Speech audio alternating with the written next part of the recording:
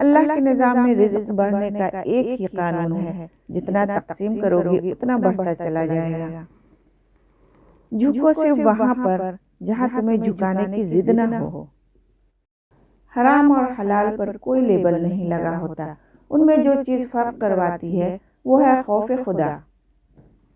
ہم اللہ کو ایک مانتے ہیں پر ہم اللہ کی ایک نہیں مانتے۔ گوگل سے دنیا کا ہر راستہ دیکھا جا سکتا ہے، لیکن جنت کا راستہ صرف قرآن و سنت سے دیکھا جا سکتا ہے۔ اپنی طرف سے پوری کوشش کرو، محنت کرو، صحیح طریقہ اپناؤ، دعا کرو، امید رکھو اور پھر نتیجہ اللہ پر چھوڑ دو۔ اولاد اپنی ماں کے حقوق کی ادائیگی کی خاطر کتنے ہی سخت اور مشقت والے کام کیوں نہ کریں، وہ اس کا حق ادا نہیں کر سکتی۔ ساری زندگی لگا دی تو نے مال جمع کرنے میں اے انسان، مگر شاید تو یہ بھول گیا نہ کفن میں جیب ہے اور نہ قبر میں الماری۔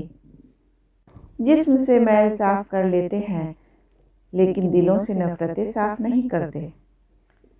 جب کسی سے محبت ہونے لگے تو صدقہ دے دیا کرو، محبت ہوگی تو مل جائے گی، بلا ہوگی تو ٹل جائے گی۔